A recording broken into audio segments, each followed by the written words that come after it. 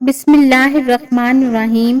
السلام علیکم محترم ناظرین، آج کی اس ویڈیو میں ہم پیش کرنے جا رہے ہیں ایک ایسا دلچسپ واقعہ جس کو سن کر آپ حیرت میں پڑ جائیں گے۔ یہ واقعہ ہے شیخ عبد القادر جیلانی رحمۃ اللہ علیہ اور ایک تندور والے کا، جس کا آٹا سونا میں تبدیل ہو گیا۔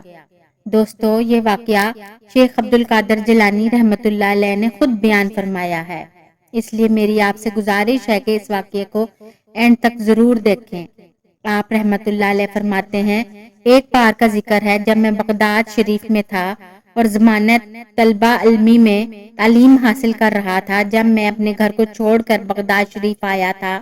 جو دینار میری والدہ ماجدہ نے مجھے دیے تھے وہ بھی اب ختم ہو چکے تھے، جس کی وجہ سے مجھے کافی تنگ دستی اور آزمائش کا سامنا کرنا پڑ رہا تھا اور کئی روز تک مجھے کھانے کے لیے کچھ بھی نہ ملا۔ اب ایسا حال تھا کہ کس کے آگے ہاتھ پھیلائیں، اللہ کے سوا کس سے مانگے، بھیک تو صرف اللہ تعالیٰ کے در سے ہی ملتی ہے۔ مجھے شرم آتی تھی کہ میں کسی سے کچھ کہوں یا کسی کو یہ بھی کہوں کہ مجھے بھوک لگی ہے یا مجھے بھوکے کے لیے کچھ دے دو۔ اگر اس ویرانے سے جنگل سے کچھ مل جاتا تو یہ تو اللہ تعالیٰ کی جانب سے ہوتا، مگر کسی انسان کے آگے آ کر شرم سے سر جھکانا یہ منظور نہ تھا، اور قرض تو میں لینا ہی نہیں چاہتا تھا کہ قرض لوں اور کسی کو کہوں کہ مجھے کچھ کھانے کو دے دے۔ لیکن کیا کریں، اس ویرانے میں جنگل میں کچھ بھی نہیں مل رہا تھا۔ حال ایسا تھا کہ آنتوں سے آوازیں آنے لگ گئیں اور ایسی حالت تھی کہ شاید دم ہی نکل جاتا، کہ بھوک لگ رہی تھی اور اس جگہ کچھ بھی نہ تھا۔ اللہ تعالیٰ سے دعا مانگی، یا اللہ کوئی انتظام کر دے، غیب سے میری مدد کر دے، غیب سے روٹی کا انتظام کر دے۔ ایک دن بھوک کی شدت سے میں دریائے دجلہ کی طرف گیا تاکہ وہاں سے ساگ یا سبزی کے پتے کھا سکوں، مگر وہاں میرے سے پہلے بہت سے بکرا اور درویش موجود تھے، اور اگر کوئی چیز ان کو ملتی ان سب کا رش پڑ جاتا۔ میں شہر لوٹ آیا کہ وہاں کوئی چیز تلاش کروں، وہاں بھی کچھ نہ ملا۔ بالآخر بھوک سے نڈھال ہو کر میں مسجد کے ایک کونے میں بیٹھ گیا اور اللہ کا ذکر کرتا رہا۔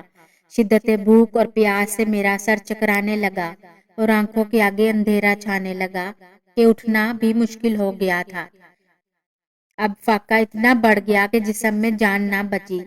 تبھی غیب سے ایک آواز آئی، اے عبد القادر، اب آپ برداشت نہیں کر سکو گے، اٹھو اور کسی سے قرض لو اور کسی سے قرض لے کر اپنے لیے روٹی لاؤ۔ آپ کو یہ بات منظور نہیں تھی کہ آپ کسی سے قرض لے کر بھوک کی شدت اتنی غالب تھی، اتنی زیادہ تھی کہ آپ نے مجبور ہو کر اپنے قدم شہر کی طرف دوبارہ بڑھا دیے۔ دکانیں تو بہت سی تھیں، لیکن آپ کو ایک نان بھائی کی دکان نظر آئی۔ وہ بہت گرم اور خستہ نان تھے جو آپ کے سامنے وہ تندور سے نکال رہا تھا۔ اللہ والے لذت کے لیے اور زبان کے ذائقے کے لیے نہیں کھاتے، ان کی مجبوری ہوتی ہے، اگر وہ نہ کھائیں تو بھوک سے ان کی جان چلی جائے، اس لیے انہوں نے اس روٹی کو لینا منظور کیا تھا۔ اور یہ آواز غیب سے آئی تھی، کوئی نفس کی خواہش نہیں تھی۔ اب آپ چلتے ہوئے نان والے کے پاس آئے۔ اس نان والے نے آج تک آپ کو نہیں دیکھا تھا، کیونکہ آپ نے اس سے بلکہ کسی سے بھی روٹی نہیں لی تھی، اور اس نان والے کے دل میں اللہ تعالیٰ نے ان کے لیے یہ بات ڈال دی تھی کہ اللہ تعالیٰ کے برگزیدہ بندے ہیں اور جوانی میں ہی اللہ تعالیٰ کی طرف رجوع کر چکے ہیں اور طالب علم ہیں، اس لیے ان کے لیے روٹی کا انتظام کیا جائے۔ اس کے دل میں خود بخود آپ کی عزت آ گئی، ایسا لگنے لگا کہ وہ آپ کو پہچانتا ہے، آپ کی بہت عزت کرتا ہے۔ آپ فرمانے لگے کہ وہ مجھ سے کہنے لگا، آپ عبد القادر ہیں؟ میں کہنے لگا، ہاں میں عبد القادر ہوں، وہی عبد القادر جو بغداد شریف میں علم حاصل کرنے آئے ہیں۔ آپ نے فرمایا، ہاں میں وہی ہوں۔ تو اس نان بھائی نے کہا، کیا لینا چاہتے ہیں؟ میں نے کہا، اگر روز میں تم سے ایک نان لوں تو کیا تم مجھے دو گے؟ مجھے بہت بھوک ہے اور بھوک سے برا حال ہے اور بھوک سے پڑا نہیں جا رہا۔ نان بھائی کہنے لگا، ارے ارے آپ کیسی باتیں کرتے ہیں، یہ تو سب آپ کا ہے، ایک نان کیا آپ تو پوری دکان لے لیں، مجھے کوئی اعتراض نہیں ہوگا۔ لیکن میں نے کہا، نہیں، مجھے صرف ایک نان چاہیے اور روزانہ مجھے 1 یا 1.5 نان دے دینا، اور اس کے بدلے جب بھی میرے پاس پیسے ہوں گے تو میں تمہیں قرض لوٹا دوں گا۔ نان والے نے کہا، حضرت مجھے کوئی مسئلہ نہیں، میں نے آپ سے کہہ دیا ہے کہ یہ سب آپ کا ہے، جتنا دل چاہے آپ نان لے سکتے ہیں۔ لیکن میں نے کہا، مجھے صرف ایک ہی نان چاہیے جس سے میرا پیٹ بھر جائے اور جس کی وجہ سے مجھ سے پڑھا جائے۔ اس کے بعد میں نے نان لیا اور واپس جنگل میں آ گیا اور اللہ کا شکر ادا کیا۔ میں اپنی کتاب پڑھنے لگا، علم حاصل کرنے لگا۔ علم کی منزل طے کیے جا رہا تھا۔ یہ علم دنیا کا علم نہیں تھا، بلکہ اسرار اور رموز کھل رہے تھے۔ وہ باتیں پتہ چل رہی تھیں جو کسی عام انسان کو پتہ نہیں چل پاتی۔ یقیناً یہ وہ علم تھا جس سے دنیا اور انسانیت کو فائدہ پہنچنے والا تھا۔ اب یوں ہی دن گزرتے گئے۔ ایک دن آپ کے دل میں خیال آیا، میں تو روز اس نان والے سے نان لیتا ہوں اور وہ مجھے بڑی محبت سے نان بھی دیتا ہے اور میری عزت بھی کرتا ہے، لیکن کیا یہ ٹھیک ہے کہ میں قرض پہ قرض لیتا جا رہا ہوں، جبکہ میں نے اس سے وعدہ کیا تھا کہ میں یہ قرض اپنا لوٹا دوں گا، لیکن میرے پاس پیسے نہیں ہیں۔ پھر میں کہاں سے اسے نان کے پیسے واپس کروں گا؟ یہ خیال اتنی شدت سے مجھے آیا، میں نے کہا، اے عبد القادر، قرض تو قرض ہوتا ہے اور تم قرض کی روٹی کھاتے جا رہے ہو، کچھ تو کرنا پڑے گا۔ اس نان والے کو پیسے تو دینے پڑیں گے، لیکن کچھ صورت نظر نہیں آ رہی تھی۔ آپ کہتے ہیں، مجھے اتنی شرم آئی کہ شرم کے مارے کتنے دن میں روٹی لینے اس کے پاس جاتا ہی نہیں تھا کہ کیسے میں اس سے نظریں ملاؤں گا۔ بہت دن گزر گئے اور میں اس نان والے کے پاس نہیں گیا۔ ایک دن میں سوچ رہا کہ قرض میں اس کو کیسے لٹا پاؤں گا کہ غیب سے آواز آئی اور کہنے والا کہہ رہا تھا کہ اے عبد القادر، آپ کی روٹی کا قرض اتارنے کا ذمہ اللہ تعالیٰ نے لیا ہے، آپ اس بات کی فکر کیوں کرتے ہیں؟ آپ کو جانا چاہیے تھا۔ آپ نے کہا، میں تو یہ سوچ کر ہی گھبرا گیا کہ قرض کی روٹی میں کیوں کھاؤں۔ اب میں وہاں نہیں جاؤں گا۔ میں نے یہ فیصلہ کیا ہے، اس نان والے سے روٹی نہیں لوں گا اور اس کے پاس نہیں جاؤں گا۔ فوراً غیب سے آواز آئی، اے عبد القادر، قرض کی ادائیگی کرنے تو جانا ہی پڑے گا۔